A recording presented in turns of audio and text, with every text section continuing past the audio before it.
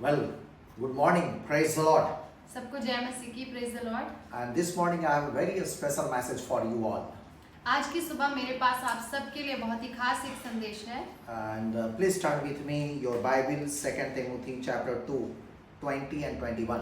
आप अपनी बाइबल को मेरे साथ खोल लें, दूसरा तिमुथियुस उसका 2 अध्याय 20 और 21 पर। It says like this. इसमें इस तरह से लिखा है, But in a great house there are not only vessels of gold and silver, but also of wood and clay, some for honor and some for dishonor. Therefore, if anyone cleanses himself from the latter, he will be a vessel for honor, sanctified and useful for the master, prepared for every good work. बड़े घर में ना केवल सोने चांदी के ही पर काठ और मिट्टी के बर्तन भी होते हैं, कोई कोई आदर और कोई कोई अनादर के लिए। यदि कोई अपने आप को इनसे शुद्ध करेगा तो वह आदर का बर्तन और पवित्र ठहरेगा, स्वामी के काम आएगा और हर भले काम के लिए तैयार होगा। This morning I want to talk about holy vessels. आज की सुबह मैं बात करना चाहता हूँ पवित्र बर्तन। And some months back, we as family visited Eco Park, Patna.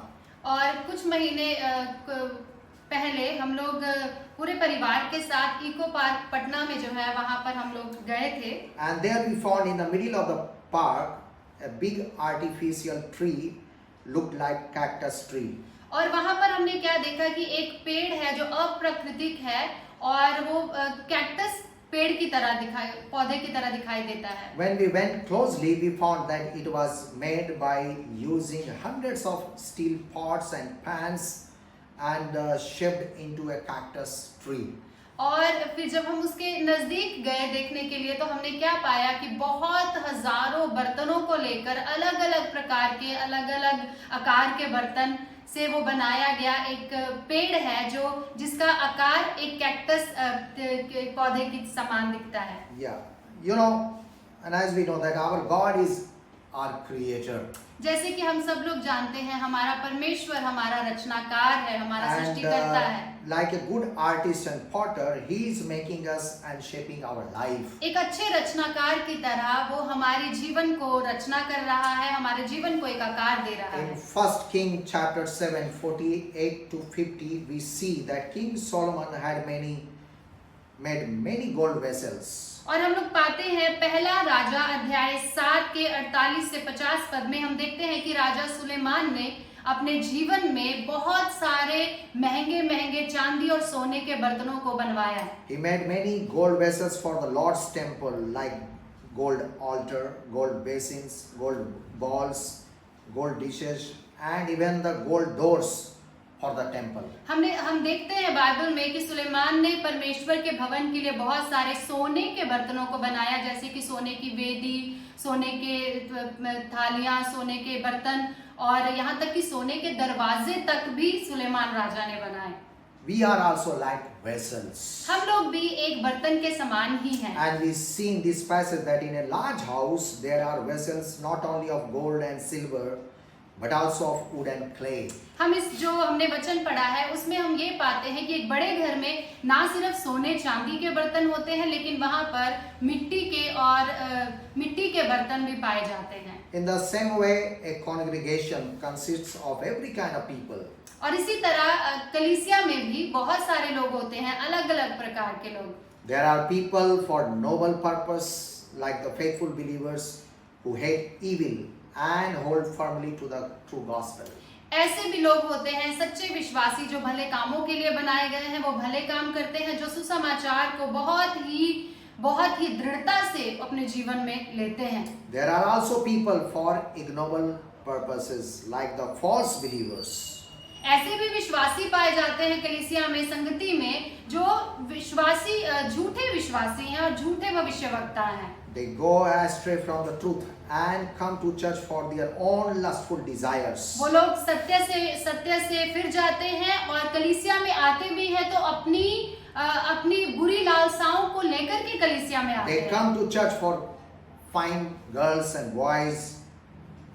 उनमें से कुछ लोग लोग ऐसे होते हैं जो कलीसिया में आते हैं लड़कों को ढूंढने के लिए, कुछ लड़कियां लड़कों को और लड़के लड़कियों को खोज में आते हैं। And they come to church for money, to get money or to get a job. वहाँ वो कलीसियाओं में इसलिए भी आते हैं कि कलीसिया से धन प्राप्त कर सके, या फिर कलीसिया में आकर उन्हें लोग मिल सके जिनसे वो नौकरी भी प्राप्त कर सकते They हैं। come for church property so that they can sell it and ऐसे get money. लोग कलीसिया की प्रॉपर्टी यानी कलीसिया की जो लैंड संपत्ति है वहां पर भी कब्जा कर लेते हैं और उसे बेचने की भी कोशिश करते हैं, बेच देते हैं। They become of no use to the master and of no use to do any good work. और वो ये ऐसे जो लोग होते हैं अपने परमेश्वर के लिए, अपने गुरु के लिए, अपने स्वामी के लिए किसी काम के नहीं होते हैं और वो परमेश्वर के काम को किसी भली कामों में नहीं लगाते हैं। Jeremiah chapter 19:11 says, "This is what the Lord Almighty says. यिर्मयाह अध्याय 19:11 में लिखा हुआ है, सेनाओं का यहोवा यूं कहता है, I will smash this nation and this city just as this potter's jar is smashed and cannot be repaired." जिस प्रकार यह मिट्टी की सुराही जो टूट गई है फिर बनाया ना जा सके, इसी प्रकार मैं इस देश के लोगों को और इस नगर को तोड़ डालूंगा। But how we can become a good vessel which can be used for a noble purpose for the master? लेकिन हम लोग कैसे परमेश्वर के इस्तेमाल के काम आ सकते हैं, कैसे किन कामों को करके हम परमेश्वर के यूज हो सकते हैं परमेश्वर How के लिए, we can become a good vessel, किस तरह से हम अच्छे बर्तन परमेश्वर के लिए बन सकते हैं, prepared to do any good work. कि वो एक भले कामों के लिए तैयारी के साथ इस्तेमाल हो सके। First of all, सबसे पहला काम जो है, purge yourself from the dishonorable work. अपने आप को अनादर के कामों से शुद्ध कर लें।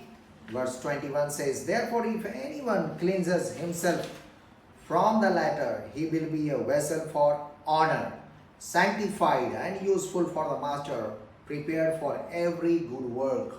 और यदि कोई अपने आप को शुद्ध करेगा तो वह आदर का बर्तन और पवित्र ठहरेगा, स्वामी के काम आएगा और हर भले काम के लिए तैयार होगा। These days we are already talking about cleaning hands and cleaning body to safeguard ourselves from dangerous diseases. इन दिनों में खासकर हम लोग अपना बहुत ही ध्यान रखते हैं, जैसे कि हाथ धोना, नहाना, अपने आप को शुद्ध रखना बिल्कुल, ताकि हमें ये चीजें करने से हम बहुत सारी गंभीर बीमारियों से हमारा बचाव हो सके। And as we know that God had created everybody in His own image and in His holiness. जैसे कि हम सब लोग जानते हैं कि परमेश्वर ने हमें अपने समान, अपने समानता में रचा है, हमें पवित्र होने के लिए रचा है। But mankind fell into sin and became unholy. लेकिन क्योंकि मनुष्य पाप में गिर गया और वो अपवित्र हो गया, God still arranged the remedy, and He Himself came down and died on the cross. फिर भी परमेश्वर ने एक उपाय निकाला और स्वयं अपने पुत्र को भेजा ताकि वो क्रूस पर हमारे लिए अपनी जान दे सके। And Jesus shed His blood and availed us the opportunity to apply His blood upon ourselves and be cleansed from every sinful things. यीशु मसीह ने खुद अपना लहू बहाया और अपने लहू का हमें कफारा दिया कि वो हम उसके लहू को लगाकर अपने हर गुनाह से, अपनी हर अशुद्धता से हम साफ सुथरे हो जाएं। Hallelujah. Hallelujah. Now it's up to us to use the blood of Jesus upon us like soap and clean ourselves. और ये हमारे ऊपर है कि हम प्रभु यीशु मसीह को एक साबुन के समान जिस तरह से नहाते हैं, वैसे ही प्रभु यीशु मसीह के लहू को लगा करके हम पवित्र जीवन जी सकें। During our childhood, there used to be only a few types of soaps. हमारे बचपन में मेरे बचपन में केवल बहुत ही कम तरह के साबुन मिला करते थे। And one of the cheapest soap was called a local one, Akhtar soap. एक बहुत ही सस्ता सा साबुन घरों में इस्तेमाल होता था, उसका साबुन का नाम था अख्तर साबुन।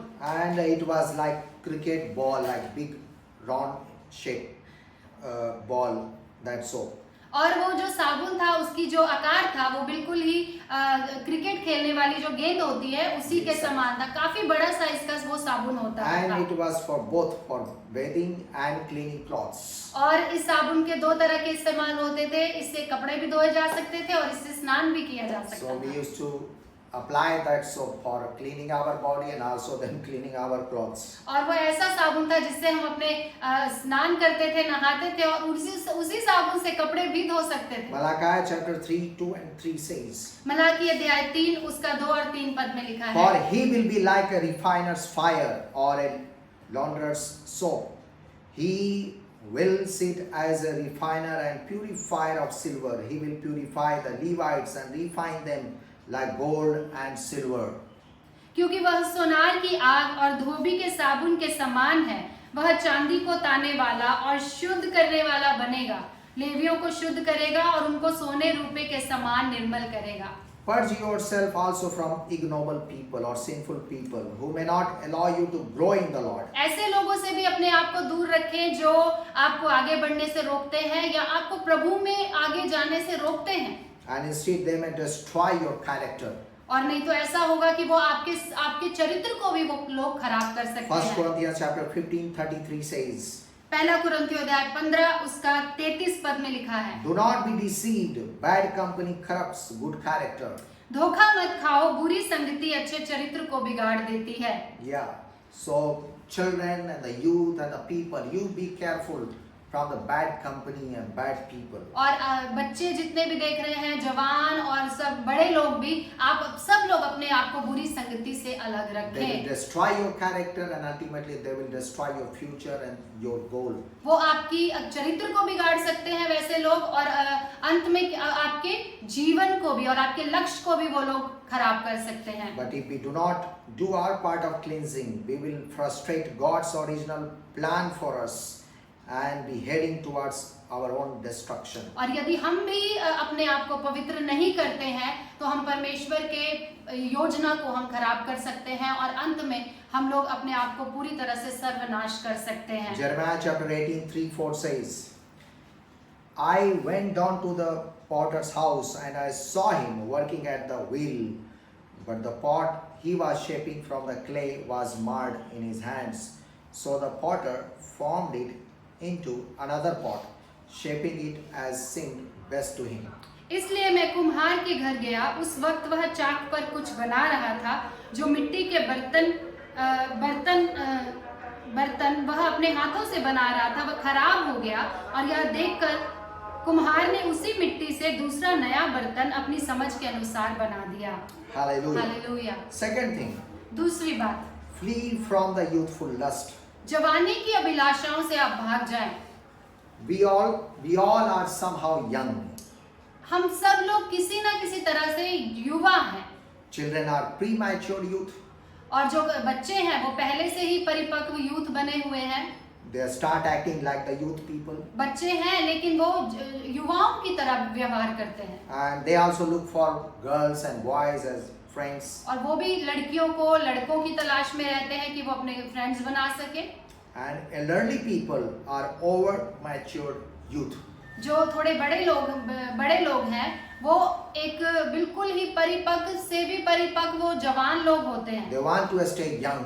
वो हमेशा जवान रहना They want चाहते to हैं, look young. वो दिखना चाहते हैं जवान। So one of the youthful lusts is idolatry. और जो एक उसमें से कारण जो ये है, जो जवानी का जो एक अभिलाषा है वो है मूर्ति पूजा। Yeah, they make somebody or something their idol or hero whom they could follow and they are a great fan of that person.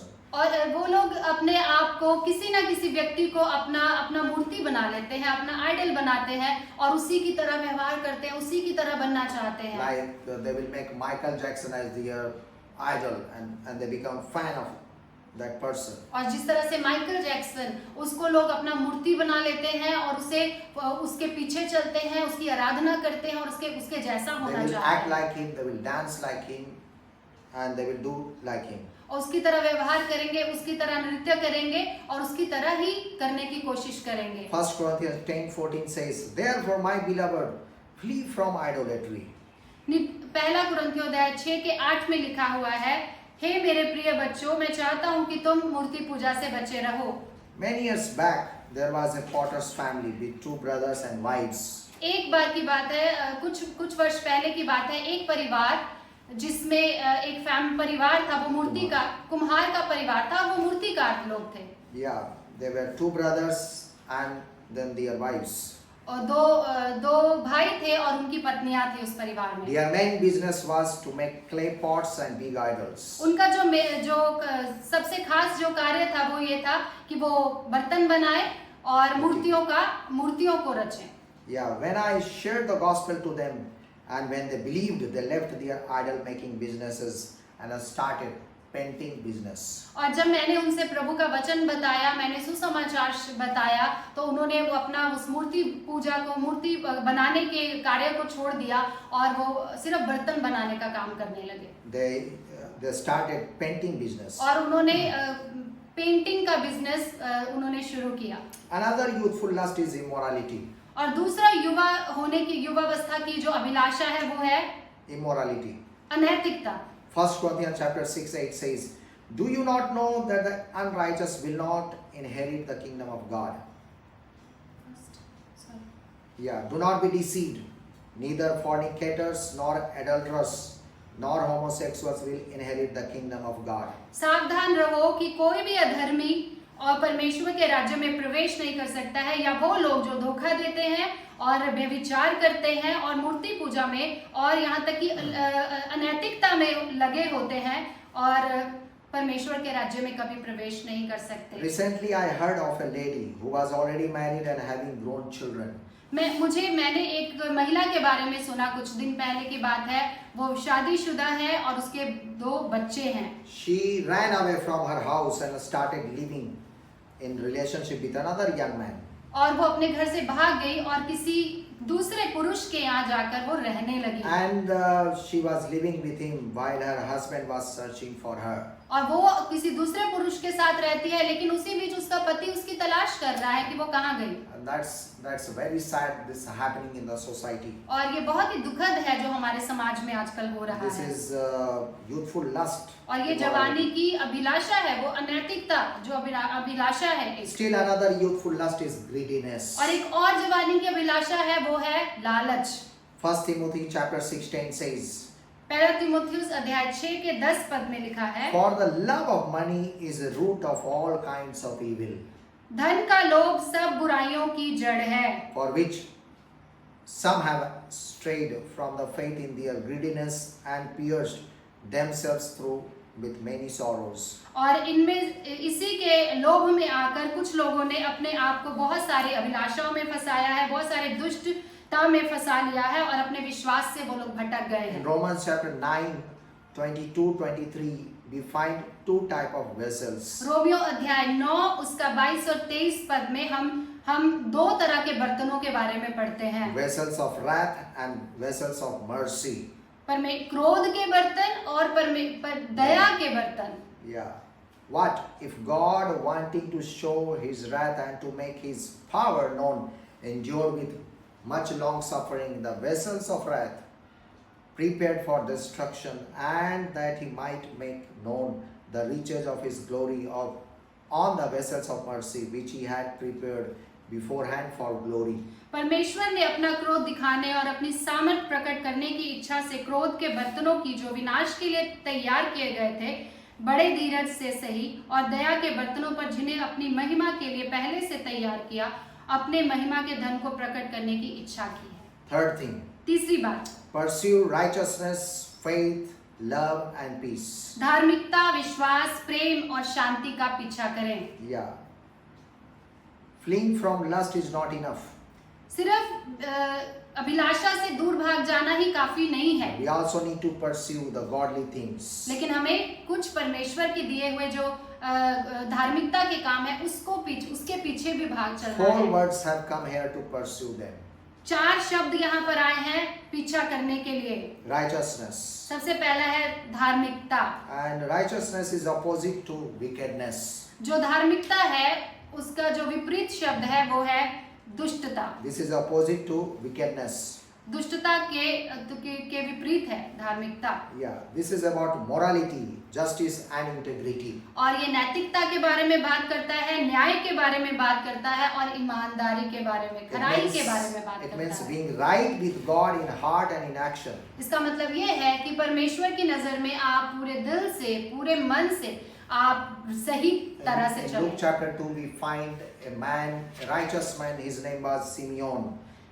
And that's why he could see Jesus before his death. लूका में हम पढ़ते हैं शिमोन नाम का एक व्यक्ति वो अंत तक जीवित रहा कि वो खराई की वजह से और वो यीशु मसीह को भी देखने पाया।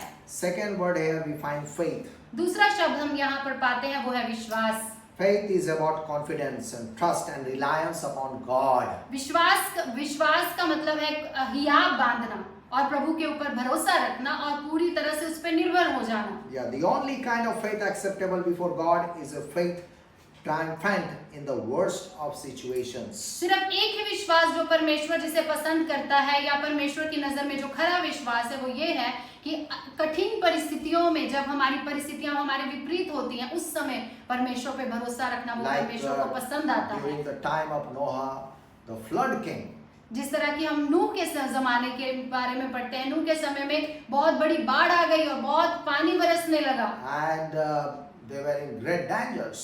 और वो सारे लोग बहुत ही खतरे में पड़े हुए थे। Noah had great faith upon God. लेकिन उसी बीच नूह का विश्वास परमेश्वर पर बहुत जबरदस्त So था। everybody died, but Noah and his family, they lived. सब लोग मर गए लेकिन सिर्फ नूह और उसका पूरा घराना बचाया Then गया। the third word which we need to pursue is love. तीसरा जो शब्द इसमें आया है वो है प्रेम। Love is devotion toward God and care for the people.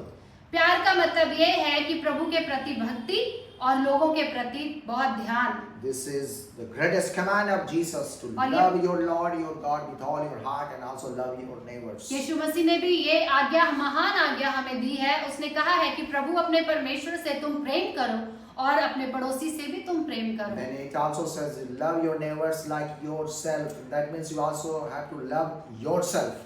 और इसका मतलब ये है कि आप दूसरों को अपने समान प्रेम करें और अपने आप से भी आप प्रेम करें। So you need to love yourself because God has created you in His own image. आपको अपने आप से भी प्यार करने की जरूरत है क्योंकि परमेश्वर ने आपको अपने स्वरूप में और अपनी समानता में बनाया। You are beautiful and a special child of God. आप बहुत सुंदर, आप बहुत खूबसूरत हैं और परमेश्वर की प्रभु के संतान हैं आप। So you love God. आप परमेश्वर से प्रेम करें, Love yourself. अपने आप से आप प्रेम करें Love others. और आप दूसरों से भी प्रेम करें। And the fourth word which we need to pursue is peace. और चौथा जो शब्द यहाँ पर हमें पीछा करने की जरूरत है वो है शांति। This is about harmony, reconciliation and freedom from strife. और ये है पीस का मतलब होता है कि हम मेल मिलाप रखें और हम लोग मेल मिलाप की सेवकाई बहुत आजादी में हम लोग चलें। We need to free from every kind of quarrels and strife. हमें सब तरह के क्रोध से और सब तरह के झगड़ों से, लड़ाई फसाद से हमें बचे रहने की This जरूरत is है। having peace with God and also peace with others. इसका मतलब ये है कि परमेश्वर के साथ आप शांति से रहें, उसके साथ साथ आप अपने अगल बगल, अपने साथियों के साथ, अपने दोस्तों के साथ, सबके साथ आप Gideon शांति के experienced साथ रहें। the peace of God. Gideon ने परमेश्वर की शांति का अनुभव किया, And that's why he called Jehovah Shalom. इसीलिए उसने प्रभु का नाम लिया यहोवा shalom, Because he experienced the peace of God in his heart. उसने अपने दिल में, उसने अपने मन में परमेश्वर की शांति का अनुभव Which किया also drew the blessings of God. और उसकी वजह से उसके जीवन में बहुत सारी आशीषें आई। So as a holy vessel, we need to pursue righteousness, faith, love and peace. इसीलिए पवित्र बर्तन होने के नाते हमें धार्मिकता, विश्वास, प्रेम और शांति का पीछा And करना at है। last, I would like to say, and I would like to read one Bible verse in अंतिम में Isaiah मैं- chapter 64:8. अंतिम में मैं एक वचन पढ़ूंगा, यशाया अध्याय 64 उसका 8 पद। 8. You Lord are our Father, we are the clay, you are the potter, we are all the work of your hand.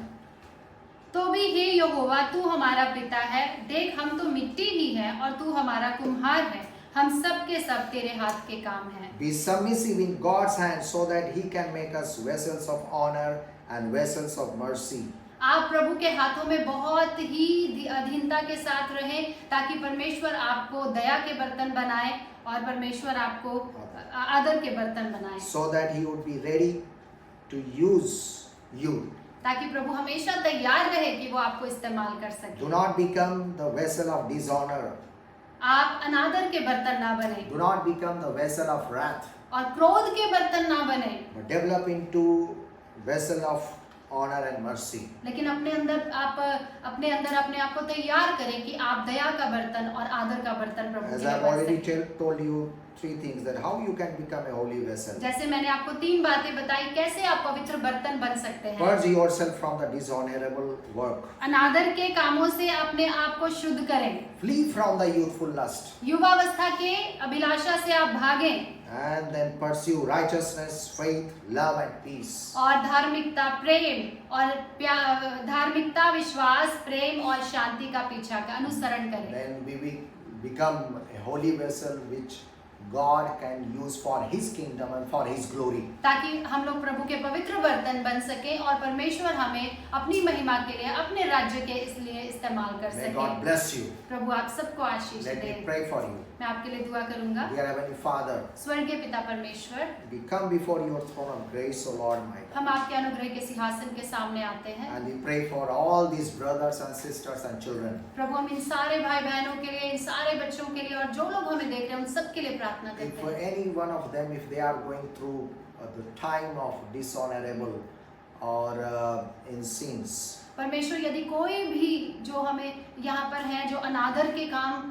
में लिप्त है या प्रभु आपको अनादर दे रहा है, we pray for them, O Lord my God. प्रभु हम आप प्रार्थना करते हैं उन You लोगों के cleanse लिए। them प्रभु आप उन्हें शुद्ध पवित्र because you करें, are gracious God. क्योंकि आप बहुत ही You कृपालु cleanse them, O परमेश्वर Lord हैं। my God, by the blood of Jesus प्रभु आप Christ यीशु मसीह के लहू के द्वारा पिता आप इन सब लोगों को धो दें and make them a holy vessel और आप इन्हें पवित्र बर्तन बनाएं and make them honorable vessel, O Lord my और God. आदर के बर्तन बनाएं। O God, make them as a vessel of mercy प्रभु दया के बर्तन इन्हें बनाएं so that they would be used in your kingdom and for your glory. ताकि वो लोग आपकी महिमा के लिए इस्तेमाल हो जाएं, आपके राज्य विस्तार के Give लिए your mighty इस्तेमाल। hand upon them, O God, and आप bless अपना them. बलवंत हाथ इनके ऊपर रखें और इन्हें आशीषित करें। Fresh anointing upon them. एक ताजा अभिषेक आप करें परमेश्वर। Cleanse their life, O Lord. Prabhu my उनके God. पूरे जीवन को आप शुद्ध कर दें Cleanse their परमेश्वर। family life, O Lord. उनके पारिवारिक जिंदगी को शुद्ध कर दें Help them, O God, to परमेश्वर। pursue righteousness, faith, love, and peace.